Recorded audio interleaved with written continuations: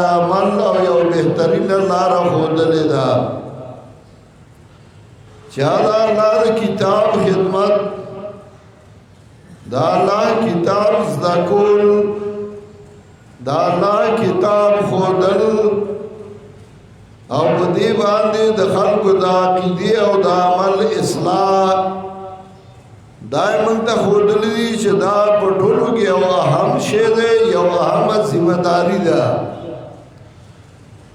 کله چې میاشت شعبان راشي دار چا سکارونه یې ذمہ داری زمونږه ذمہ داری او زمون کار دای چې موږ د الله د کتاب درسونه وکړو او دا عمل منګه ذریعہ د نجات منو او وایو الله په دې موږ نجات راکړي زمون مارګری د چا درس په یکم شعبان شروع شي د چا په پنځم شعبان د چا په لسم د چا په پنځلسم او دا شعبان میاش او بیا رمضان میاش او بیا داغین بعد الحمدللہ ثم الحمدللہ زمون مارګری په دې درسونو باندې اخته ہر ځای کې او مارګره ناس دے دا الله کتاب خی دا الله کتاب وئی او نور مارګری دا غي سره شرکت کوي او ایت ناس دي مونږ په دې دا الله ډیر شکریا ادا کوو او الله دې تر مرګه دا زموږ نصیب کړي ډیر خلک دي چای په نور بس باندې اخته دي د یو بل په بی عزتو باندې اخته دي د اقتدار غم دی د کرسای غم دی د دولت غم دی او موږ سره دا غم او دا فکر دی چې موږ د خدای کتاب وخو دا زموږ یو بهترین ګټه ده او دا به زموږ آخرت کې ان شاء الله په کار راځي الله دې زموږ قبول او منظور وګرځي بدی ځای کې آشنا غراي کې دا دویمه پیړۍ روانه ده یو زمانہ یو دور داسې و چې زبا د شیخ القرآن سره راتلم او دلته د مولانا سمیع الحق سے لیکو چاول توحید او سنت خدمت کو سره دي چې شیخ القرآن شاګرد نو واغه باندې توحید او سنت خدمت کو او شیخ القرآن دا سره ډیر مینا او ډیر محبت دا دین آباد مولانا سمیع الحق هغه دې راي کې د قرآن او د سنت خدمت کوي د توحید او د سنت خدمت کوي درسونه د قرآن کوي هر میا کال کې په دې ورځو کې د قرآن کریم دوري او دا منګه په دې باندې فخر محسوس کوو او خوشحالي وو چې په دې ځای کې د قرآن کریم درس شروع وي ایمانه دعوت راکړو منګه ورځ مقررولا اولم 11 تاریخ مقرر کړو بیا 12 کړ د مجبورای د وجنا او دا غي مینا او دا غي محبتو چاغي وي زمونږه په دې افتتاح کې ته شرکتو کې او تراشه او مونږه دعا وکړي زما دعا دا چې الله دې دا درس همیشه د پار آباد لري او دا زائد توحید او سنت دل دې الله نورم ترقی ورکی او الله دې د مولانا سے په عمر کې او په عمل کې ډیر خیر او ډیر برکتونه واچي قران کریم مونږ تاسو وای او سخی دوه خبرې مونږ ته قران خي یو دا چې خپل رب سره خپل تعلق او خپل رابطه مضبوطه کړي او دیم دا خي چې د انسانانو حیثیت پیژني چې هر انسان خپل یو حیثیت دی یو مقام دی اغلا دا آغا مقام او دا آغا حیثیت ورکا دا چا دا زوی حیثیت دے دا چا دا پلار حیثیت دے دا چا دا رور حیثیت دے دا چا دا خزی حیثیت دے دا چا دا خاون حیثیت دے دا چا دا وڑو کی حیثیت دے دا چا دا لوی حیثیت دے دار یو مقام او دار یو حیثیت را تخی چاگل داغی مناسب قدر داغی مناسب احترام او داغی مناسب مقام والا ورکا لکه سورہ نساء سورہ بقرہ پائی کے انسانان حقوق او داغی مقام خی کله یواز در رب العزت حقوق او داغ مقام لکه سورہ انعام او نور سورتونا چاہی کہ دا شرک مکمل بے خباسی اور رد کئی او دا اللہ مقام خی چراغ سرائی سوک شرکو لگر دے کاغا پا علم کی کاغا پا تصرف کی کاغا پا دعا و بلنا کی کاغا پا عبادت کی داغا سربر ایسوک شریکو لگر دے او ددی نچوڑ او ددی خلاصہ امام ابن قیم رحمت اللہ علیہ قصید دنیا کے ذکر کردہ چگوئی للہ حقن لا یکون لغیرہی للہ حقن لا یکون لغیرہی ولعبدی حقن وما حقانی لا تجعل الحقین حقا واحدا من غیر تبین ولا فرقانی للہ حق لا یکون لغیرہ دا اللہ ځان له یو حق دی چې هغه بغیر د الله نه بل چاله نه دی جایز ولعبدی حق وما حقانی او دا الله بندا ځان له حق دی دا دواړه جدا جدا حقونه دي لا تجعل الحقین حقا واحدا من غیر تبین ولا فرقانی دوڑا حقونه یو شان مگردوئی چاہی کی بیلتون اوائی کی جداوالے لکوئی دا جناب رسول اللہ صلی اللہ علیہ وسلم نمخ کی دا طول حقونه اگا پر خودے شوی ہو دا اللہ حق پر خودے شوی ہو او دا اللہ سر بل سوک شریک او بل سوکی صدار گرزولے شوی ہو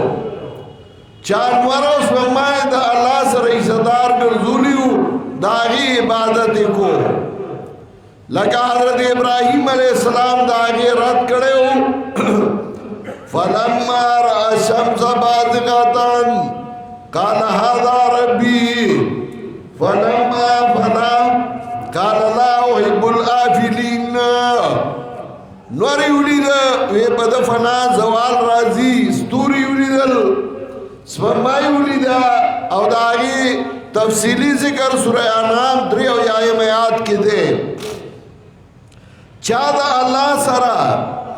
نیکان بندگانی صدار گرزولیو لگا قرآن داغی ردم کئی چاہ نیکان بندگانی دا اللہ سر صدار گرزولیو اغیل دا اولوحیت مقام اغیل دا اولوحیت درجہ ورکڑی و نو قرآن کریم اغا ذکر کئی چاہ دا اولوحیت مقام او دا اولوحیت درجہ ورکڑی و وَاتَّخَذُوا مِن دُونِهِ آلِهَةً انہی واللہ بغیر دا اللہ نا نور مددگارانا چاہنے کان بنیان اولیاء کرام اگے مددگاران نیولیو نو اللہ وی سورہ فرقان 3 آیات کے وَاتَّخَذُوا مِن دُونِهِ آلِهَةً لا يخلقون شيئا وهم يخلقون نشی پیدا گولے غی چھے اور غی پیدا کرے شویدی ولا يملكون لأنفسهم ضرا ولا نفعا واقدار ندی زالات ذرہ ند نفی ولا يملكون پورا واقدار ندی د مرګ واقدار ندی د ژوند واقدار ندی د پاسېدو د قبر نه نو قرآن په هغې رد کوي چا د الله سره حصهدار پیریان ګرځولي وو نو قرآن په هغې هم رد وکړ چا د الله سره حصهدار ملائک ګرځولي وو نو په هغې رد وکړ دارنګې د رسول الله صلی الله علیه وسلم نه مخکې د مخلوق حقوق هغه هم ختم شوي وو لور به یې وشوه نو هغه به یې ژوندی ونیوله او په هغې به یې خاورې واړولې او هغه به یې ښخه کړه هغه کارونه چې هغه زمانه د جاهلیت کې وو نن هم په دې قوم کې هغه اعمال هغه اوس هم شته شرک شروع دی ظلم شروع دی لوڼه ژوندی ماشومان یې هغه وژني څوک یې په ډز وړي او څوک یې حلالوي لکه اخبارونه به تاسو کتلي دې ملک ضرورت دی چې هغه طریقه باندې اصلاح وشي کومه طریقه چې رسول الله صلی الله علیه وسلم خپله کړې وه که یو سړی وایي یاره هوښیارتیا ده اوس تعلیم راغی اوس پوهه راغله اوس ضرورت نشته اوس هم هغه اعمال په ډېرو خلکو کې شته شرک شته بدعت شته ظلم شته د مخلوق اقوال شته د الله حق وهلی شي اوس هم د قرآن کریم ضرورت دی که د قرآن ضرورت نه نو الله به دې له یو ټیم مقرر کړی و چې محمد رسول الله صلی الله علیه وسلم په اصلاح وکړه صحابه به په اصلاح وکړي تابعین به پې وکړي تبې تابعین به وکړي او بیا ضرورت نشته بیا به بل کتابي نه الله چې قرآن کریم راولېږه او محمد رسول الله صلی الله علیه وسلم آخري پیغمبر راولېږه آخري کتاب قرآن کریم راولېږه او د دې قرآن هغه مضمون د قرآن هغه اصل هغه په زړو کتابونو کې ومو فی صحف مکرمه هغه الفاظ یې رستو راولېږل او دا یې تر قیامته پورې که د دې کتاب ضرورت په هر دور کې او په هر زمانه کې شته که نن یو سړی وایي یاره په دې وخت کې اوس د دې ضرورت دی او د دې ضرورت دی او د بره نه ملک سمیږي بره نه ملک نه سمیږي ملک سمیږي د بنیاد نه تاسو وګورئ په کومه علاقه کې چې د قرآن کریم درسونه دي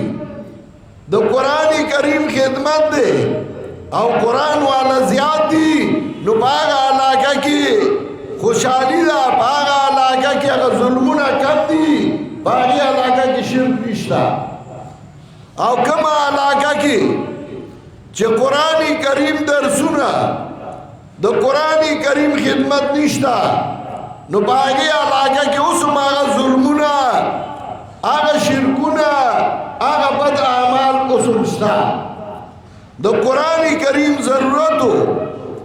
زمان په مشرانو دی الله رحمتونه ولیږي یو بهترینه لارې موږ ته ښودلې ده یو بهترین لایه عمل موږ له راکړی چا د قرآن کریم درسونه قرآن کریم ښودل بعضې خلک شیطان خو په هره طریقه خپل کار کوي که نه نو بعضې خلک دې ته تیار کي چې ته خلکو له دا دعوت ورکه چېرې د قرآن د درسونو وخت اوس نه دی اوس د درسونو ضرورت نشته اوس د جهاد ضرورت دی او د انقلاب ضرورت دی او د دې ضرورت دی دا جهاد خو په قرآن کې دی والا چې ته پې پوه یې د جهاد دوایي څه دي تپوس دې وکړه د هغې ورته پته نشته د جهاد اصول څه دي د هغې ورته پته نشته جهاد و په کومه موقع باندې کې د هغې ورته پته نشته د جهاد دپاره به د امیر څه شرطونه وي د هغې ورته پته نشته خو دا یو لفظ دی او دا یو لوی سازش روان دی دې دپاره چې اسلام بدنام کی جهاد بدنام کی او مسلمان بدنام کی مونږ وایو تر څو چې قرآن دې نه زده کړې ته په یو نه پوهېږي دا هر څه نه مخکې قرآن کریم دی او د قرآن درسونه دي دا زموږ ذمہداري ده او په دې اراده مونږ اړم یو ما سهار سوچ کو نو یو طرف ته چې خبرونه اوري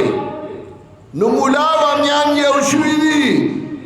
او هغه یې هغه څه اپلاتې ووایي ښه بې عزتي وکړي عمران خان پسې چې څه په خولې راځي هغه ووایي نو بیا وایي دا ده چې خبرې کړي دا د اخلاقو خبرې دي دا ده چې څه ویلي دي دا وایي سیاست کې څوک داسې ژبه چلوي نو چې د ده هغه واوري نو د هغه نه زیاته وي نو چې د هغه واوري نو هغه هم ورته بیا د ډیزل نه بل څه نه وایي هغه هم ورته هغه څه وایي چې څه د هغه په خوله راځي سړی وایي چې د ماشومانو جنګ دی په اکو بکو باندې جنګ دی منګه ما وی زه یو بیان جاری کوم چې زه جنرال باجوه نه مطالبه کوم چې لوی میدان دی جوړ کړي او دا فضل الرحمن او عمران خان دی میدان ته کې دواړه دی اول په پرزولو ورولي چې ښه یو بل ووایي چې د دواړو غوسه سړی شي او بیا دی وګوري چې کوم یو تن د بل دشمن دی هغه دننه کي او سم سزا او سم عمل ورله ورکړي هر څه به سم شي لارې بندي شي خلک په مصیبت دی کاروبارونه تباه شو ملک تباه شو د دوی د لاسه ماضي خو منګه وکړې کوارټ کې او ځانې خلکو جلوس ایستیو اپ یې کړی وه او د هندوانو کورونه یې سوځول او پکې ډاکوانو مونږ دا مالدار به یې نیول او د دې مالدارو نه به یې مال اخیسته د چا چې به لاسو ته بنګړي وو د زنانه و هغه به نه وتل هغه بنګړي به یې کټ کړ کېږي لاس به یې ورله کټ کړ او بنګړي به یې ترې نه وایستل یو غریب سړی و هغه ګونګړي خرڅول چولې یې خرڅولې هغه چې دا حالت ولید کوټې ته وخوت هغه خپل خانه کې واړو د چولو هغه کوټې ته بره وخوت بره په کوټه ناست دی چمچا یې راغستی او خانه کاږه یو ارمان دی نیستا نن دی په خوند پوه شومه موږ هیله په خوند پوه شو چې د دوی دې حالاتو ته وګورو چې ټول وارخطا دي او لاړې بهیږي هر یو د یو بل پرتوک ته لاس اچولی او موږ سره دا غم دی چې د قرآن کریم درس کله به شروع کېږي کله به ختمیږي کله به موږ درس کوو طالبان جدا بسترې راغستي او را رواني امیان جدا را روان دي مولیان جدا کله کاغذ وي او کله یو شی او کله بل شی چې مرای مې خرابه نه شي چې درس کوو کومه څومره نعمت د رب په موږ باندې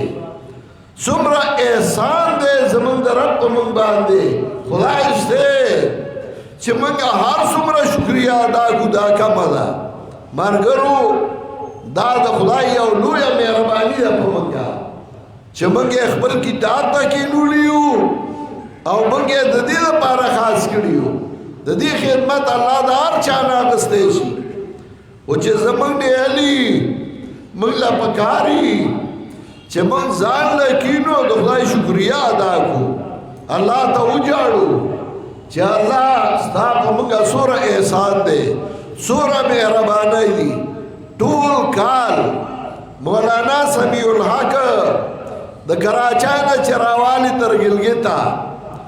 مولانا احمد جمشید د ګلګت نه راوالي تر کراچۍ او نور ملګري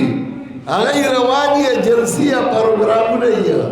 او دعوت چلی د دې ورځې لپاره په دې ورځو کې بیا دای کینی او هغه ملګري را روان شي نو اول کال کې موږ منډې وګرځو دعوت چلو بیا دې ورځو کې هغه را روان شي او موږ وطناسیو او د قرآن کریم درسونه الله دې دا عمل زمونږه تر مرګه پورې جاری وساتي او الله دې زمونږ ټولو نه د خپل کتاب خدمت تر مرګه پورې والی. دا یو ډیر لوی بهترین عمل دی چې الله زمونږ نصیب کړی. موږ په دې باندې د الله ډیر مشکور یو، شکریا ادا کوو. الله دا تر مرګه زمونږ نصیب کی. دا درس د قرآن کریم چې په دې ځای کې مولانا سمیع الحق شروع کړ، دا د الله آباد لري. په دې پېښور کې نور درسونه هم دي، خدا زمونږه مرکزی درس دی، بهترین درس دی. زه ټولو ملګرو له دعوت ورکوم چې کوم پنځپیر ته نشي راتلی، نو پکاري چې په دې ځای کې په نورو ځایونو کې چې څومره زمونږ درسونه وي پای کې شرکت کوي. چې کوم سفر نشي کولی نو هغوی دې ځي راځي او دې درسونو کې شرکت کوي. دا زمونږ دپاره یو بهترین لایق عمل دی، یو بهترین عبادت دی. دا الله رضا ده او دا الله خوشحالي او دا الله د خوشنودۍ سبب دی. الله دا زمونږ تر مرګه نصیب کی او الله د زمونږ هغه مشرانو له جنت الفردوس ورکی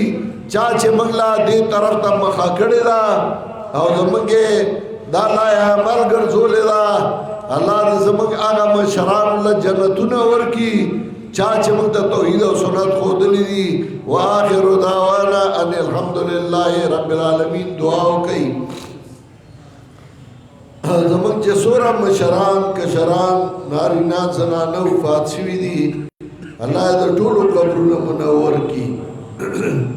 څومره بیمارانی الله دې ورله شفای کامله ورکړي. دا څومره درسونه د قرآن کریم چې شروع دي، الله دې په دې کې ډېر خیر او برکت واچوي او الله دې درسونو حفاظت وکړي او د دې درسونو او د دې دعاګانو په نتیجه کې الله دې زموږ په ملک کې امن او خوشحالي راولي. الله دا ملک د امن او د خوشحالۍ وګرځي. هغه خلک چې هغه په دې ملک کې فسادات کوي، الله دې موږ د هغوی نه په امن باندې وساتي. الله د مسلمانانو ملکونو کې اتفاق او اتحاد راولي او الله د مسلمانانو غلبه په ټوله دنیا باندې راولي. دا درسونه د قرآن کریم دا د الله زمونږ تر مرګه پورې نصیب کی. خصوصا دا درس د مولانا سمیع الحق چې نن شروع شو یا نور درسونه دي، الله دې پای کې ډېر برکتونه واچوي او کوم ملګري چې په دې کې شرکت کوي، الله د هغوی د دنیا او د آخرت دواړه ژوندونه بهترین وګرځوي. وصلی الله تعالی علی خیر خلقه محمد و آله و صحبه اجمعین برحمته.